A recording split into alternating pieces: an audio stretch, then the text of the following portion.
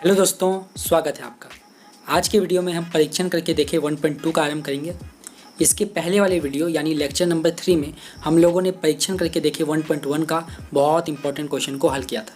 तो अगर आपने वो वीडियो को नहीं देखा तो पहले उस वीडियो को देखिए। आपको लेक्चर नंबर 3 का लिंक डिस्क्रिप्शन बॉक्स में मिल जाएगा, ठीक है। और अगर आपको चैप्टर का बेसिक नॉलेज नहीं पता, यानी किस प्रकार के समीकरण को हम लोग एक चर वाले द्विघात समीकरण कहते हैं, ये सब अगर आपको नहीं पता तो आप लेक्चर 1 से देखना स्टार्ट करें। लेक्चर 1 का लिंक भी दोस्तों आपको डिस्क्रिप्शन बॉक्स में मिल जाएगा। वीडियो में आगे बढ़ने से पहले मैं आपको बता दूं कि परीक्षण करके देखिए 1.2 एक चर वाले द्विघात समीकरण का सबसे इंपॉर्टेंट एक्सरसाइज है।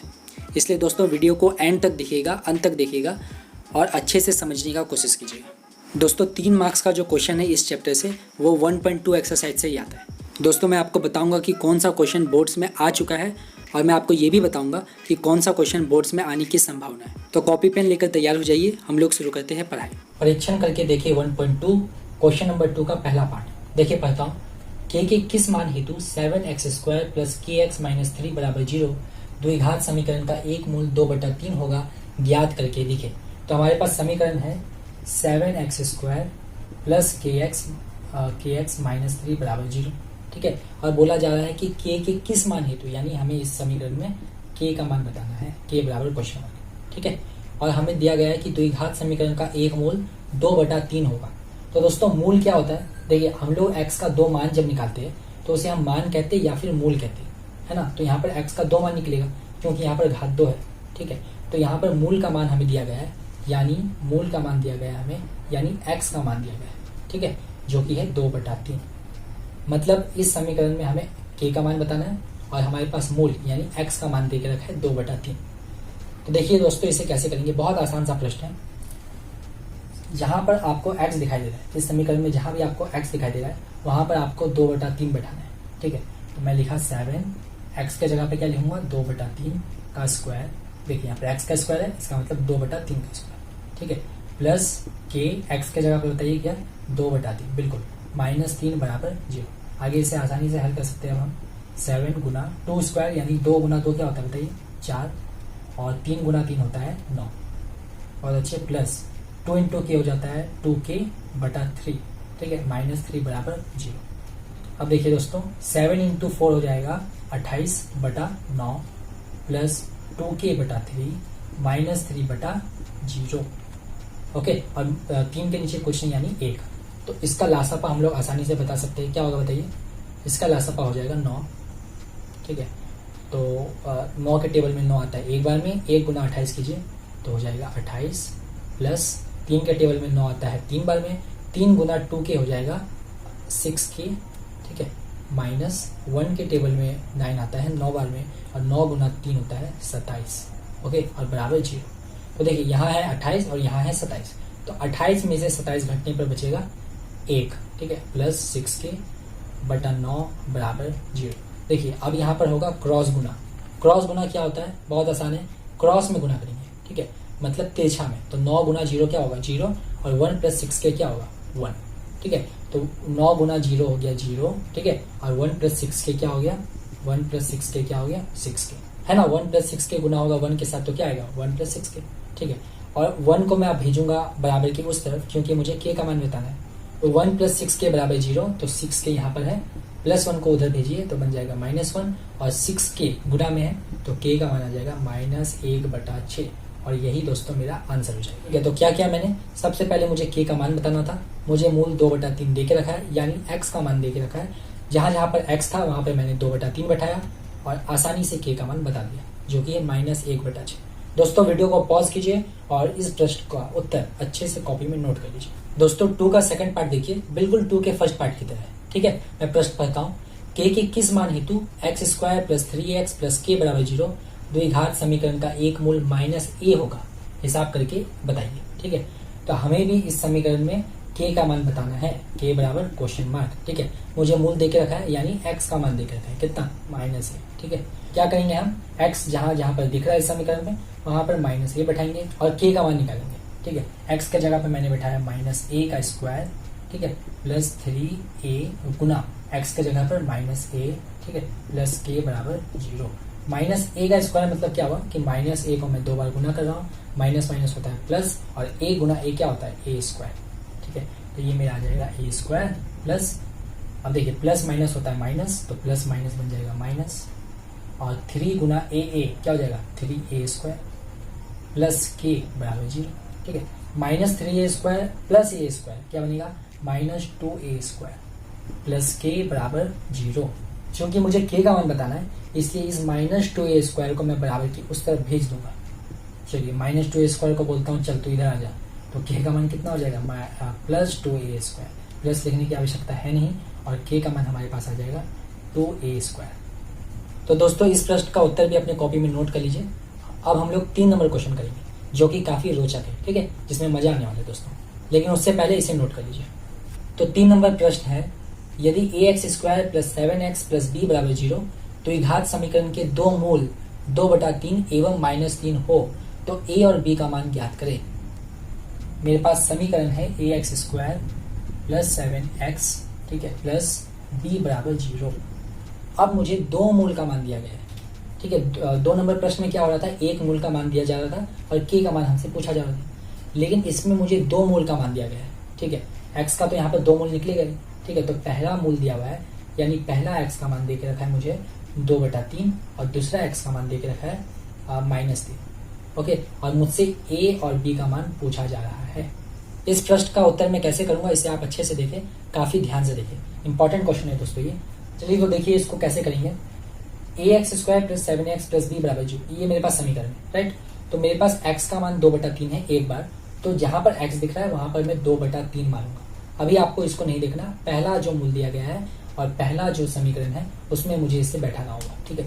तो x के जगह पर मैं लिखूंगा 2/3 का स्क्वायर प्लस 7 गुना 2/3 प्लस b बराबर 0।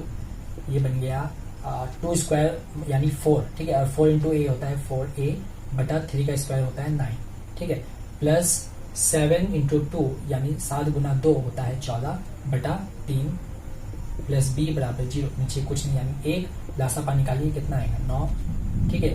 9 के टेबल में 9 आता है एक बार में, 1 इंटू 4a होता है 4a।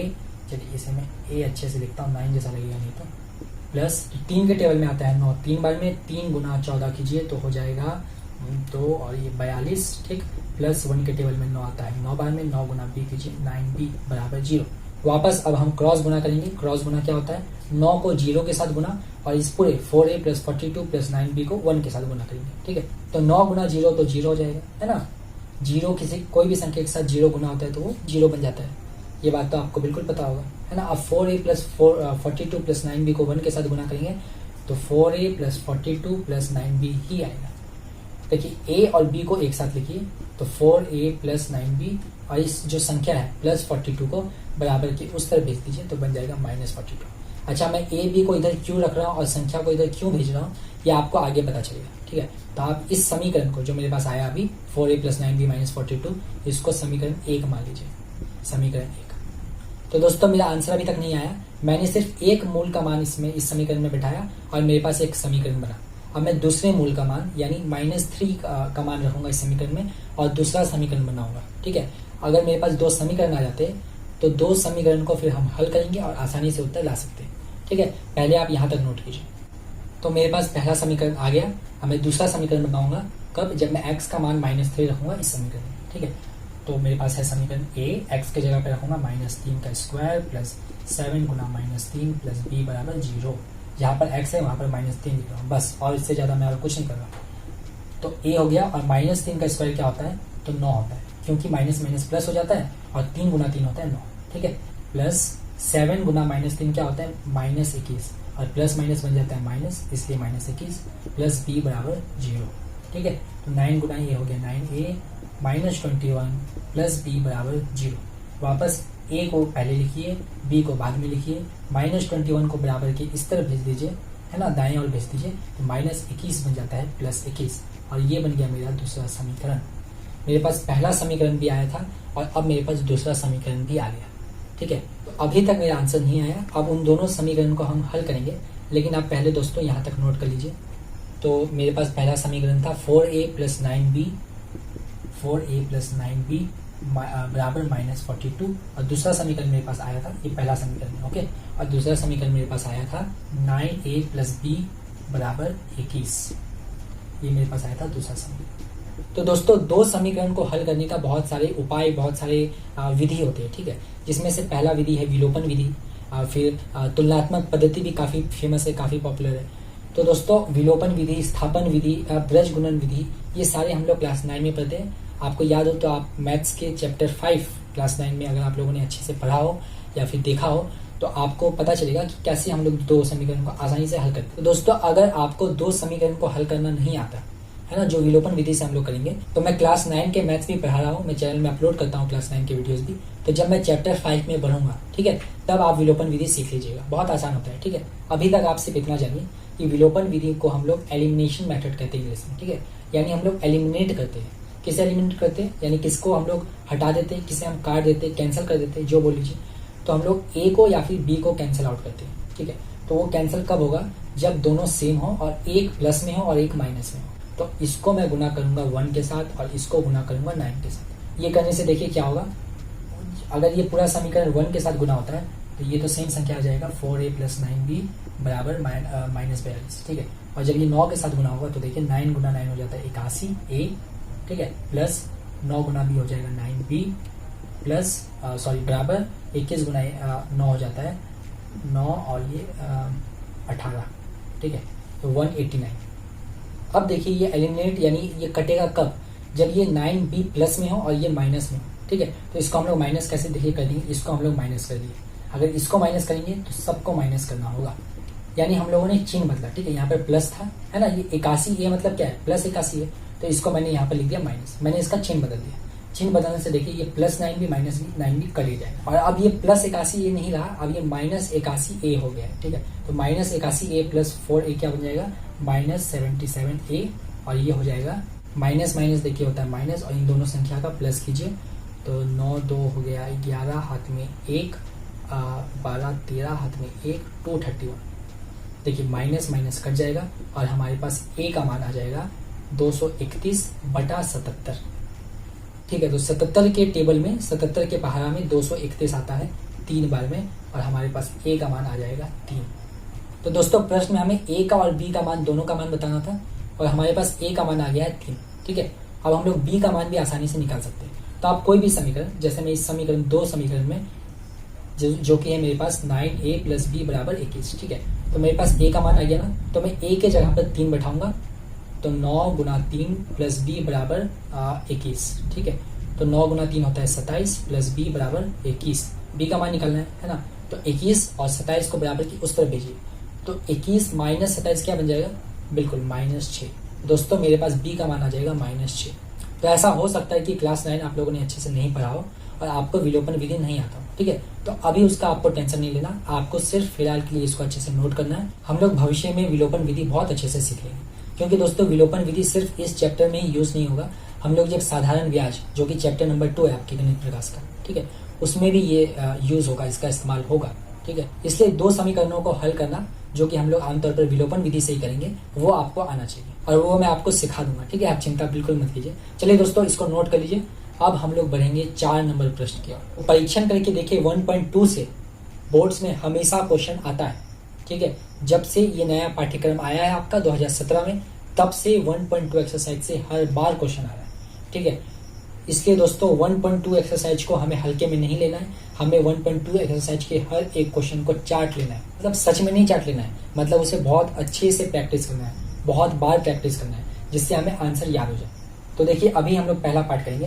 तो लिखा हुआ है 3y² - 20 = 160 - 2y², ठीक है। तो y² यानी जो y है, यानी जो चर है, उसे हम लोग लेफ्ट हैंड साइड यानी दाएं बाएं ओर लाएंगे, और बाकी जो स्थिरांक यानी जो संख्या है उसको हम लोग दाएं ओर भेज देंगे।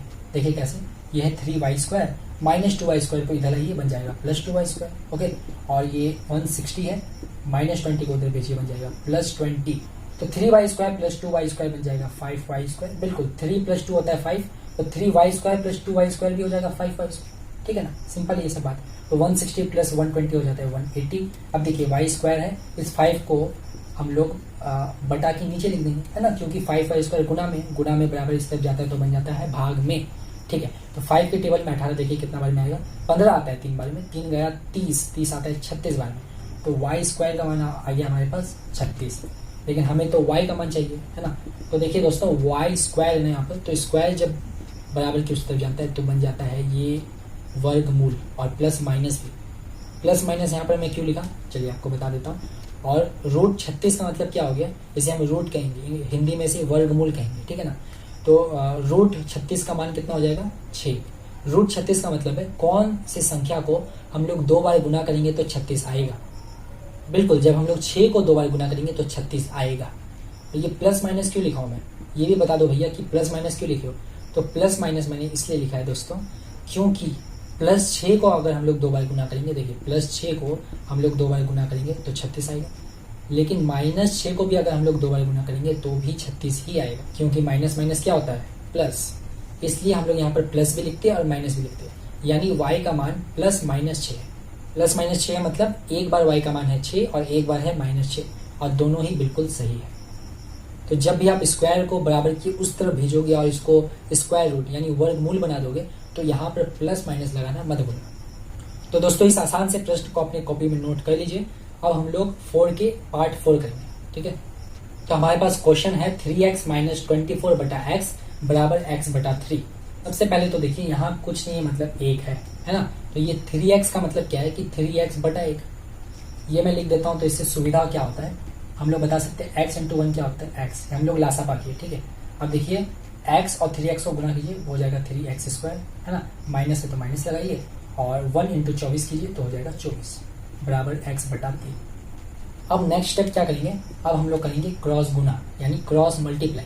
तो देखिए 3 इंटू 3 होता है 9, है ना, एक्स स्क्वायर माइनस 3 इंटू 24 क्या हो जाएगा, 4 3 जा 12, हाथ में 1, 3 2 जा 6 7 72 बराबर x गुना x हो जाएगा एक्स स्क्वायर, ठीक है।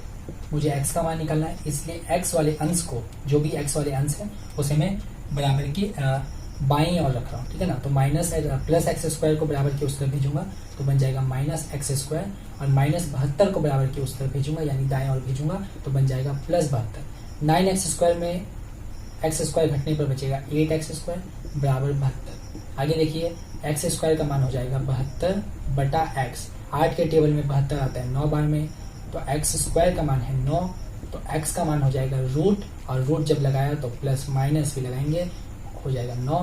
तो कौन सी संख्या को 2 बार गुना करने से 9 आता है, तो वो संख्या है 3, बिल्कुल।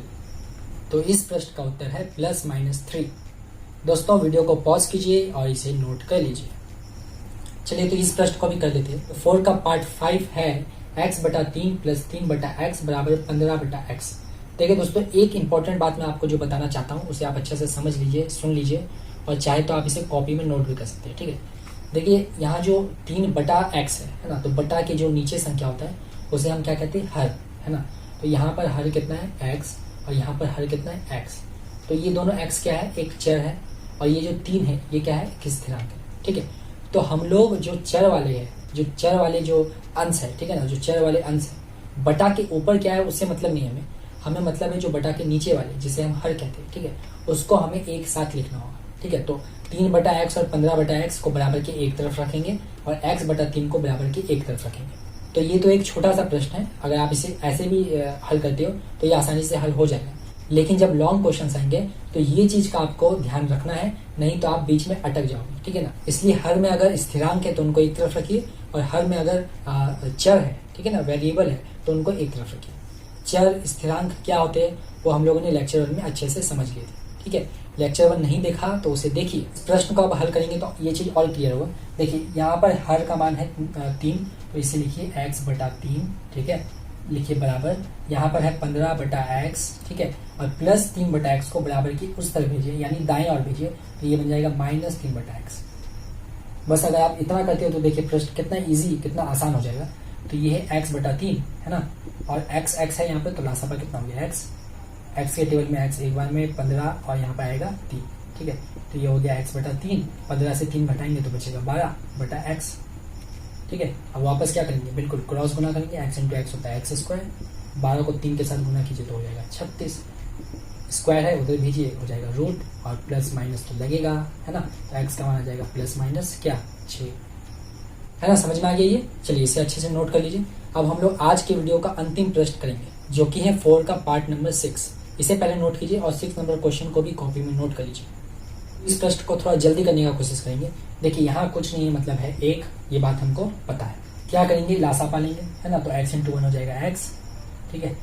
10x इंटू एक्स कीजिए, हो जाएगा 10x स्क्वायर, है ना। माइनस 1 इंटू 1 क्या होता है 1, बराबर यहाँ पे क्या है 3, कुछ नहीं तो 1। चलिए अब क्या करेंगे, क्रॉस गुना। तो 10x स्क्वायर माइनस 1 को 1 के साथ गुना कीजिए, तो हो जाएगा 10x square minus 1, 10x square minus 1, बहुत अच्छी। और 2 इंटू एक्स क्या हो जाएगा 2x, सॉरी 2 नहीं, ये तो 3 है, ये तो 3 है, मैंने 2 लिख दिया।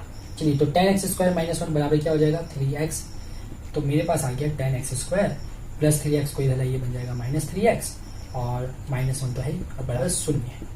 मेरे पास आ गया एक ऐसा समीकरण जो कि एक चर वाली द्विघात समीकरण है। मुझे चूंकि x का मान निकालना है, तो इस प्रश्न में इस समीकरण को हमें गुणनखंड से हल करना होगा। गुणनखंड आपको बिल्कुल आता है, हम लोगों ने लेक्चर 2 में उसे बहुत अच्छे से, बहुत डिटेल से समझे थे। तो 10 और 1 का गुना कीजिए, गुणनखंड में यही करते हैं। लासा पा लीजिए, होगा 2, 5, 5, 1। तो मेरे पास 2 संख्या आया, 2 और 5। चूंकि यहाँ पर माइनस है, तो ये जो 3 आएगा वो माइनस करके आएगा 2 संख्या का। कौन 2 संख्या को माइनस करेंगे तो 3 आएगा, बिल्कुल 5 माइनस 2 3 होता है, और 5 गुना 2 10 भी होता है। मतलब इस 3 के जगह पर मैं लिखूंगा 5 माइनस 2, है ना। चलिए पहले यहाँ तक तो नोट कर लीजिए, इसका हम लोग गुणनखंड कर लेते हैं उसके बाद, ठीक है। तो ये हो जाएगा 10x स्क्वायर माइनस 3 के जगह पे क्या 5 माइनस 2, बिल्कुल x लिखिए बाहर, माइनस 1 बराबर 0 हो जाएगा 10x स्क्वायर, माइनस प्लस होता है माइनस, 5 इंटू एक्स होता है 5x, माइनस माइनस होता है प्लस, और 2 इंटू एक्स हो जाता है 2x माइनस 1 बराबर 0। कॉमन ले लीजिए। देखिए 10 और 5 दोनों 5 के टेबल में आता है, यानी इसमें 5 तो कॉमन है, और x भी कॉमन है। 5 के टेबल में 10 आता है 2 बार में, ठीक है, इसलिए यहाँ पे लिखूंगा मैं 2, और यहाँ पे x स्क्वायर है, एक x बाहर आ गया तो बचेगा सिर्फ x। पूरा 5x कॉमन है, ठीक है ना, पूरा 5x मैंने कॉमन ले लिया है, तो यहाँ पर सिर्फ बचेगा 1। ओके, इसमें क्या कॉमन है, देखिए यहाँ पर है 2x, यहाँ पर है 1, मतलब कुछ भी कॉमन नहीं है। अगर कुछ भी कॉमन नहीं है तो लिखते हैं 1। यहाँ पर प्लस है तो मैंने प्लस लिखा है, तो ये हो जाएगा 2x माइनस 1। देखिए 2x minus 1, 2x minus 1 same आया, मतलब हम लोग सही कर रहे हैं। इस 5x और प्लस 1 को एक साथ लिखिए पहले तो, ठीक है, और 2x माइनस 1 को 2 बार है, उसे एक बार लिखिए, बराबर 0। इसका मतलब क्या हुआ कि 5x प्लस 1 भी 0 है, और 2x माइनस 1 भी 0 है। तो 5x प्लस 1 भी 0 है, और 2x माइनस 1 भी 0 है। तो देखिए 5x प्लस 1 0 है, मतलब x का मान निकालना है ना, तो प्लस 1 होते जाएगा तो बन जाएगा माइनस 1, और 5 माइनस 1 के आ जाएगा नीचे, यानी x का मान आ जाएगा -1/5। मेरे पास पहला मान आया x का -1/5, इसे हल कीजिए, 1 को उधर भेजिए, हो जाएगा +1, x का मान हो जाएगा 1/2। तो दोस्तों एक बार x का मान आएगा -1/5, और दूसरी बार x का मान आएगा 1/2, और दोनों ही सही आंसर है। तो बस आज इतना ही करते हैं। हम लोग लेक्चर नंबर 5 में 1.2 एक्सरसाइज के सबसे ज़्यादा इंपॉर्टेंट क्वेश्चन करने वाले हैं। तो दोस्तों अगर ये वीडियो आपके लिए मददगार साबित हुआ हो तो इसे लाइक कीजिए और चैनल को सब्सक्राइब कीजिए। अगर आप लोगों ने पहले से चैनल को सब्सक्राइब कर लिया है तो इस वीडियो को अपने दोस्तों के साथ शेयर कीजिए, ताकि वो भी मैथ्स को बिल्कुल फ्री में पढ़ सकें। मिलते हैं लेक्चर नंबर 5 में। वीडियो को अंत तक देखने के लिए और चैनल को सब्सक्राइब करने के लिए बहुत बहुत धन्यवाद। Bye bye.